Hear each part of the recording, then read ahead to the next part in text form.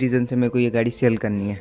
गाड़ी की resale value zero है, कोई इस गाड़ी को कंसीडर नहीं करेगा, काफ़ी ज़्यादा जो है लॉस झेलना पड़ेगा।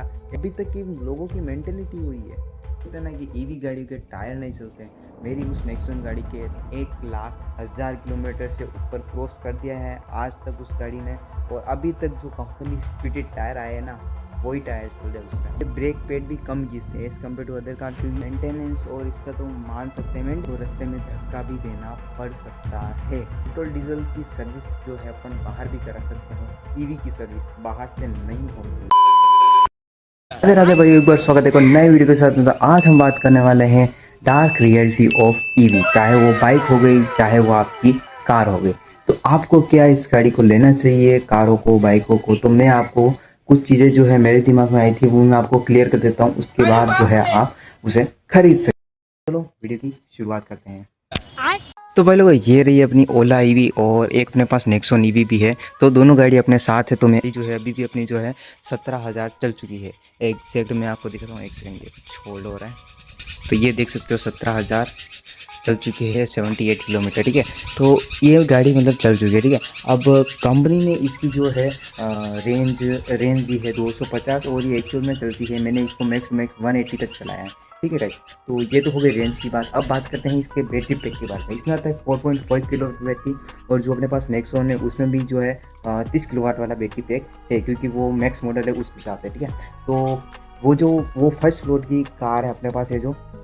और बाकी मैं आपको बताता हूँ कि डार्क रियलिटी क्या है। अब जैसे कि मैंने ये गाड़ी खरीद ली, ठीक है, अगर बाई चांस किसी भी रीज़न से मेरे को ये गाड़ी सेल करनी है, गाड़ी की रीसेल वैल्यू जीरो है, कोई इस गाड़ी को कंसीडर नहीं करेगा। ये एक ईवी है तो इसकी रीसेल वैल्यू जीरो है। अब ऐसा क्यों है मैं आपको दिखाता हूँ कि अगर आप कहीं ईवी की रीसेल वैल्यू भी लगाते हो ना तो आपको काफ़ी ज़्यादा जो है लॉस झेलना पड़ेगा as compare to other car, जैसे कि पेट्रोल हो गई और डीजल हो गई। इनके कंपेरिजन में इस पर आपको जो है ज़्यादा जो है लॉस देखने को मिलेगा। और सेकंड बात, इसकी कोई रीसेल वैल्यू नहीं है, पहली बात तो ये हो गई।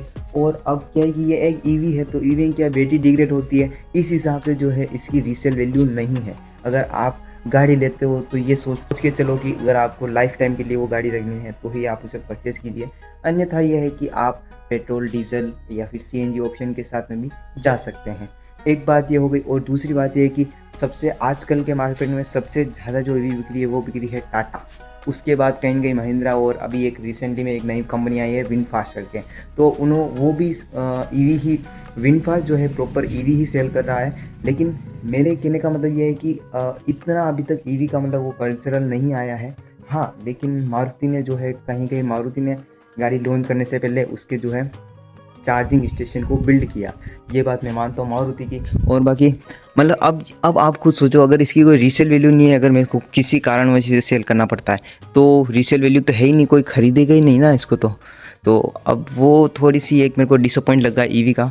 और एक चीज़ ये है कि यार आपको, अगर आप जैसे कि कहीं पे भी ट्रिप पे निकले हो तो आपको जो है बार बार जो है पेटी परसेंटेज या फिर रेंज देखना पड़ता है कि कितनी मैक्स चली जाएगी या नहीं जाएगी। तो मतलब कंसिडरेबल ये है कि आपको जो है बीच में जहाँ कहीं भी आपको जो है चार्जर मिलता है आपको वहाँ चार्ज लगा देनी चाहिए।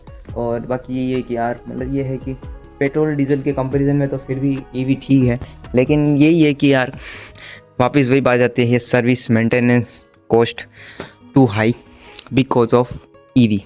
क्योंकि गाइस पेट्रोल डीजल की सर्विस जो है अपन बाहर भी करा सकते हैं, ईवी की सर्विस बाहर से नहीं होती है, क्योंकि ईवी का कोई सिस्टम जो है, ईवी का कॉन्सेप्ट ही पूरा अलग है। तो वो अभी तक जो है मार्केट में नहीं आया है ऐसा कोई जिसने जो है अभी तक ईवी को ठीक कर दिया हो, उसके सारी प्रॉब्लम्स को रिजोल्व कर दिया गया हो। तो अभी तक वो चीज़ें भी है, और इसी हिसाब से मेरे को लगता है कि ये चीज़ें मतलब कंसीडर करके आपको जो है ख़रीदना चाहते हो तो आप ईवी खरीद सकते हो। नो डाउट गाड़ी काफ़ी अच्छी है, कार्स भी काफ़ी अच्छी है। टाटा ने हर एक सेगमेंट की कार बना रखी है, टियागो से लेके हैरियर तक और सियारा ईवी, सारे के सारे 30 लाख तक जो है आपको जो है ईवी देखने को मिल जाती है। महिंद्रा ने भी काफ़ी अच्छे अच्छे प्रोडक्ट निकाले हैं। कह सकते हैं कि कहीं ना कहीं मार्केट ग्रो अप तो हुआ है। मेंटेनेंस कॉस्ट, अगर आपकी गाड़ी कहीं पे भी ख़राब होती है और अगर आपको इसको ले जाना पड़ता है टो करके, तो पहली बात तो ये गाड़ी टो भी नहीं हो सकती।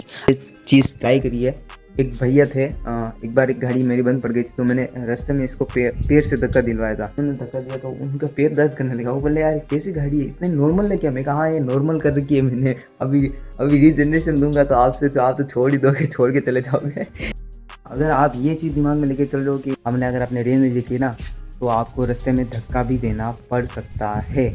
और ये तो बात हो गई इसकी, और मेंटेनेंस और इसका तो मान सकते हैं मेंटेनेंस इतना नहीं है। इसमें नेक्सॉन ईवी की सर्विस आती है, शायद 4 से 5 हज़ार सर्विस आती है, हर 5 हज़ार पे सर्विस होती है उसकी। तो ये कुछ मेंटेनेंस चार्ज है। बाकी तो क्या है कि ईवी है तो ज़्यादा कुछ इनके ब्रेक पैड भी कम घिसते हैं as compare to other car, क्योंकि इनमें जो है रीजनरेशन आता है। रीजनरेशन से क्या होता है कि आपकी मतलब जो मोटर है पावर जनरेट करती है वो वापस रिटर्न देती है बैटरी को। तो उस हिसाब से जो है इसमें इतना कोई इशू बनता है नहीं।